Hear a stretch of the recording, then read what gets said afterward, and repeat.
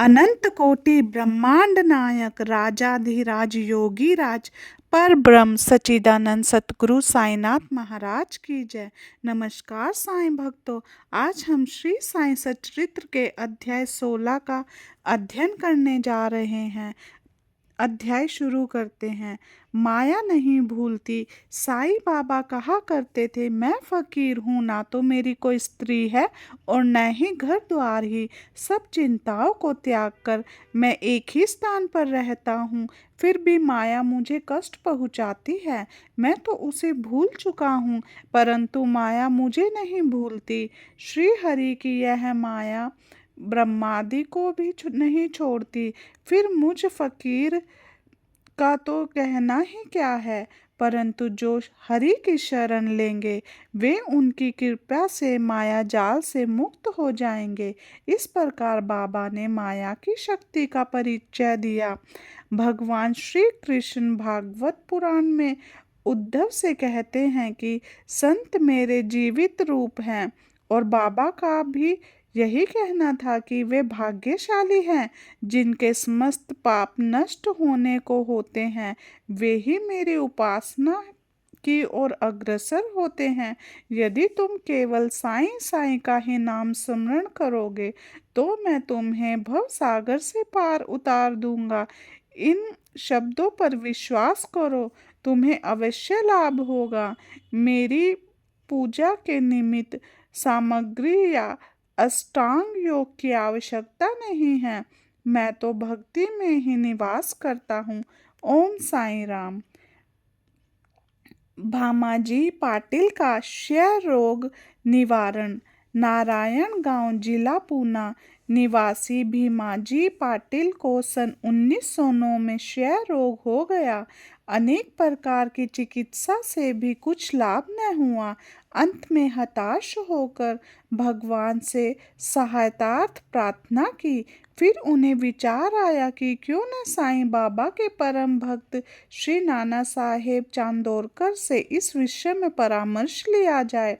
अतः उन्होंने अपनी स्थिति पूर्ण विवरण सहित उनके पास लिख भेजी और उचित मार्गदर्शन के लिए प्रार्थना की। प्रत्युत्तर में श्री नाना साहेब ने लिख दिया कि अब तो केवल एक ही उपाय शेष है, और वह है साईं बाबा के चरण कमलों की शरण लेना। नाना साहेब के वचनों पर विश्वास कर उन्होंने शिरडी प्रस्थान की तैयारी की।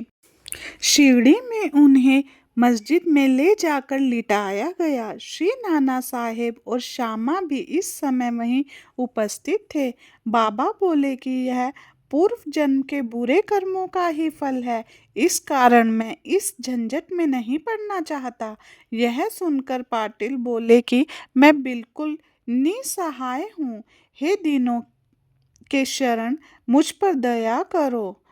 इस प्रार्थना से बाबा का हृदय द्रवित हो गया और वे बोले कि अच्छा ठहरो, चिंता न करो, तुम्हारे दुखों का अंत शीघ्र होगा। कोई कितना भी दुखित और पीड़ित क्यों न हो, जैसे ही वह मस्जिद की सीढ़ियों पर पैर रखता है वह सुखी हो जाता है। मस्जिद का फकीर बहुत दयालु है और वह तुम्हारा रोग भी निर्मूल कर देगा। वह तो सबकी रक्षा करता है। रोगी को हर 5वें मिनट पर खून की उल्टियाँ हुआ करती थी, परंतु बाबा के समक्ष उसे कोई उल्टी न हुई। जिस समय से बाबा ने अपने श्रीमुख से आशा और दयापूर्ण शब्दों में युक्त उद्गार प्रकट किए, उसी समय से रोग ने भी पलटा खाया। बाबा ने रोगी को नीमा भाई के घर में ठहरने को कहा। यह स्थान ऐसे रोगी के लिए सुविधाजनक और स्वास्थ्यप्रद तो न था, फिर भी बाबा की आज्ञा भला कौन टाल सकता था। वहां पर रहते हुए बाबा ने 2 स्वप्न देकर उनका रोग हरण कर लिया। पहले स्वप्न में रोगी ने देखा कि वह एक विद्यार्थी हो और शिक्षक के सामने कविता कंठाग्रह न कर सकने के कारण दंड भोग रहे हैं।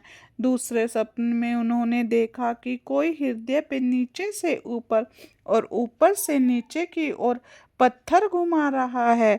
जिससे उन्हें असहनीय पीड़ा हो रही है। सपने में इस प्रकार कष्ट पाकर वह स्वस्थ हो गया और घर लौट आए। गांव पहुंचने पर भीमाजी पाटिल ने सत्यनारायण व्रत के स्थान पर सत्य साई व्रत आरंभ कर दिया। ओम साईं राम। बाला दर्जी का ज्वर छू हो गया। एक अन्य भक्त जिसका नाम बाला गणपत दर्जी था, वह एक बार जीर्ण ज्वर से पीड़ित हुआ। जब अनेक उपचारों के बाद भी ज्वर ठीक नहीं हुआ तो शिरडी जाकर बाबा की शरण ली। बाबा ने उसे आदेश दिया कि लक्ष्मी मंदिर के पास जाकर एक काले कुत्ते को थोड़ा सा दही और चावल खिलाओ। घर पहुंचकर चावल और दही लेकर वह लक्ष्मी मंदिर पहुंचा, जहां एक काला कुत्ता पूंछ हिलाते हुए मिला। उसने वह चावल और दही उस कुत्ते के सामने रख दिया, जिसे वह तुरंत ही खा गया। इसके बाद बाला दर्जी का ज्वर हमेशा के लिए जाता रहा। ओम साईं राम। जब मन में साईं पर विश्वास हो तो कौन सी पीड़ा हरी नहीं जा सकती। बापू साहेब बूटी का अमलपित्त गायब। बापू साहेब बूटी एक बार अमलपित्त के रोग से पीड़ित हुए। उनकी अलमारी में अनेक औषधियाँ थी, परंतु कोई भी गुणकारी न हो रही थी। बापू साहेब की स्थिति गंभीर हो गई। वे अब मस्जिद में जाकर बाबा के दर्शन करने में भी असमर्थ थे। बाबा ने उन्हें बुलाकर अपने सामने बिठाया और बोले कि सावधान, अब तुम्हें दस्त न लगेंगे। अपनी उंगली उठाकर फिर कहने लगे कि उल्टियाँ भी अवश्य रुक जाएंगी। बाबा ने ऐसी कृपा की कि रोग समूल नष्ट हो गया और बूटी साहेब पूर्ण स्वस्थ हो गए। एक अन्य अवसर पर भी वे हैजे से पीड़ित हो गए। फलस्वरूप उनकी प्यास अति तीव्र हो गई। डॉक्टर पिल्ले ने हर तरह के उपचार किए, परंतु स्थिति न सुधरी। अंत में वे फिर बाबा के पास पहुँचे और उनसे तृष्णा रोग निवारण की औषधि के लिए प्रार्थना की।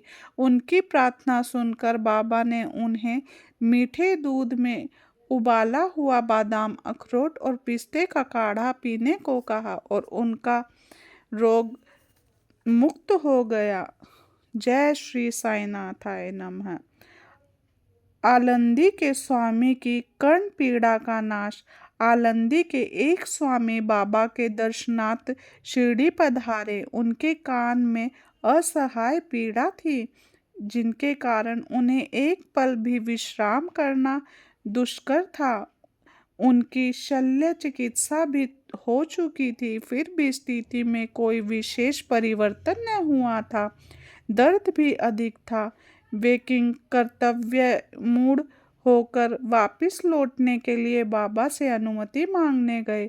यह देखकर श्यामा ने बाबा से प्रार्थना की कि स्वामी जी के कान में अधिक पीड़ा है, आप इन पर कृपा करें। बाबा आश्वासन देते हुए बोले कि अल्लाह अच्छा करेगा। स्वामी जी पूना वापस लौट गए और एक सप्ताह के बाद उन्होंने शिरडी पत्र भेजा कि कर्ण पीड़ा शांत हो गई है, परंतु सूजन अभी पूर्वतः ही है। सूजन दूर हो जाए, इसके लिए वे शल्य चिकित्सा कराने मुंबई गए, लेकिन अब शल्य चिकित्सा की भी आवश्यकता नहीं रही। बाबा की कृपा सदा सदा अपने भक्तों पे इसी प्रकार बनी रहे। ओम साईं राम। मूंगफली से उपचार। एक अन्य भक्त काका महाजनी को अतिसार हो गया। बाबा का सेवा कर्म कहीं टूट न जाए, इस कारण वे एक लोटा पानी भरकर मस्जिद के एक कोने में रख देते थे, ताकि शंका होने पर शीघ्र ही बाहर जा सके।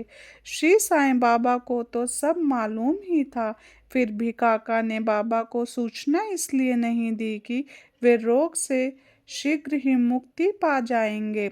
मस्जिद में फर्श बनाने की स्वीकृति बाबा से प्राप्त हो चुकी थी, परंतु जब कार्य प्रारंभ हुआ तो बाबा क्रोधित हो गए और उत्तेजित होकर चिल्लाने लगे, जिससे भगदड़ मच गई। जैसे ही काका भागने लगे, वैसे ही बाबा ने उन्हें पकड़ लिया और अपने सामने बैठा लिया। इस भगदड़ में कोई आदमी मूंगफली की एक छोटी थैली वहां भूल गए। बाबा ने एक मूंगफली निकाली और छीलकर दाने काका को खाने के लिए दे दिए। स्वयं बाबा ने भी उसमें से कुछ मूंगफली खाई। जब थैली खाली हो गई तो बाबा ने कहा कि मुझे प्यास लगी है, जाकर थोड़ा जल ले आओ। काका एक घड़ा पानी भर लाए और दोनों ने उसमें से पानी पिया। फिर बाबा बोले कि अब तुम्हारा अतिसार रोग दूर हो गया, तुम अपने फर्श के कार्य की देखभाल कर सकते हो। थोड़े ही समय में भागे हुए लौट आए। कार्य पुनः प्रारंभ हो गया। काका का रोग अब प्राय दूर हो चुका था। ऐसी है साईं बाबा की महिमा। साईं बाबा आप महान हो, अपने भक्तों पर ऐसे ही कृपा दृष्टि बनाए रखना। ओम साईं राम। दजोपंत की उदर पीड़ा निवृत्ति। हरदा के श्री दजोपंत 14 वर्ष से उदर रोग से पीड़ित थे। किसी भी औषधि से उन्हें लाभ न हुआ। अचानक कहीं से बाबा की कीर्ति उनके कानों में पड़ी तो वे शिरडी आए और बाबा के चरणों की शरण ली। बाबा ने प्रेम दृष्टि से उनकी ओर देखकर आशीर्वाद दिया। अपना वरदस्त हस्त उनके मस्तक पर रखा। आशीष और उदी प्राप्त कर वे स्वस्थ हो गए तथा भविष्य में उन्हें फिर कभी कोई पीड़ा नहीं हुई। इसी तरह माधवराव देशपांडे का बवासीर रोग, गंगाधर पंत व नाना साहेब चांदोरकर की उदर पीड़ा का भी बाबा ने निवारण किया। साईं बाबा के जो भक्त हैं और जो किसी भी पीड़ा से, किसी भी रोग से ग्रस्त है और उनको डॉक्टर से उपचार होने के बाद भी उन्हें कोई समाधान नहीं मिल रहा, तो एक बार शिरडी जरूर जाए, बाबा की उदी ले, बाबा से प्रार्थना करें, कृपया कर बाबा उनकी पीड़ा से उन्हें मुक्ति दिलाएं और हम आपका गुणगान, आपके अध्याय इसी तरह पढ़ते रहें। ओम साई राम, जय साई राम। सच्चिदानंद सतगुरु साईनाथ महाराज की जय।